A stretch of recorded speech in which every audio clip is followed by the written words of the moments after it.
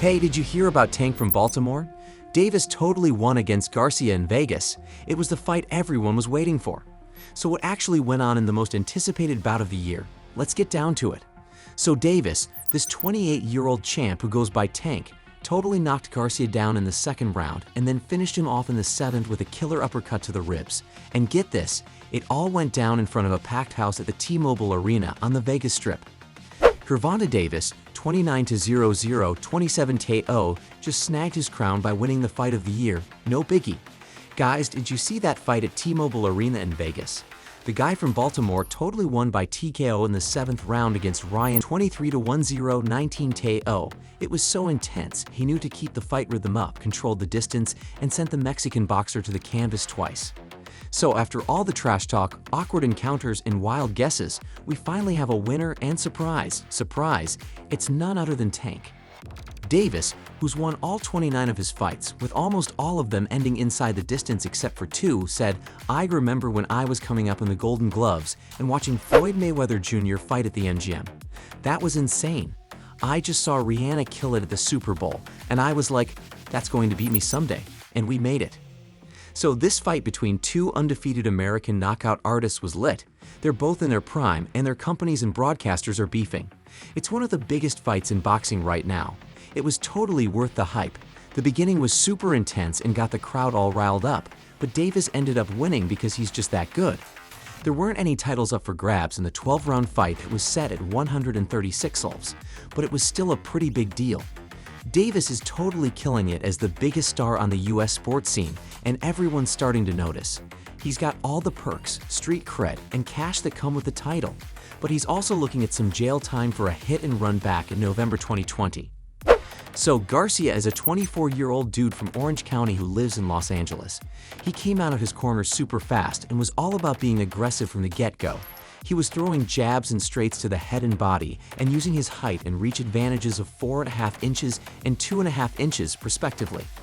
Davis, a lefty with some serious knockout power, didn't even throw a punch for the first 3 minutes. He was just sizing up his opponent.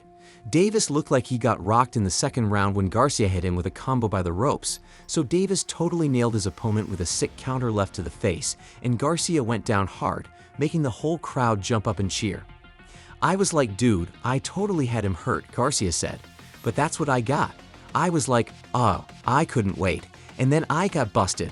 I got hit with an overhand left." Garcia looked tough after getting up, made it to the bell, and kept pushing in the third round, but he was a bit more cautious after feeling Davis' crazy strength. By the fourth, Davis was like totally pushing Garcia back, which was like the opposite of what happened at the beginning. Garcia couldn't keep up with his crazy feints and body movements. By the fifth and sixth rounds, it was clear that the other guy was way more skilled and experienced. And then bam! Davis hit Garcia with a killer left to the liver that sent him stumbling back into the corner and down to one knee, gasping for air. He just stayed there while referee Thomas Taylor counted to 10 and then called it off when Garcia didn't get up in time. Garcia was like, "I couldn't even breathe."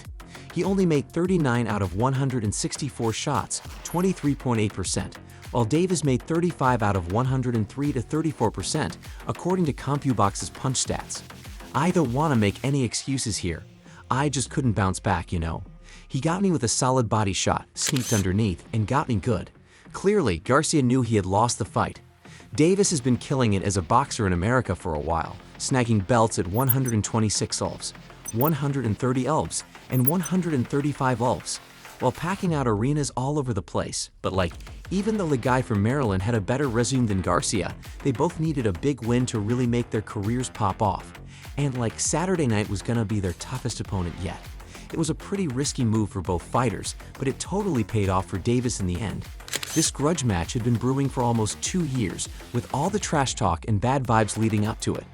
I mean, we talked a lot of trash before the fight, but Davis knows what's up, Garcia said after taking his first loss in 24 professional fights.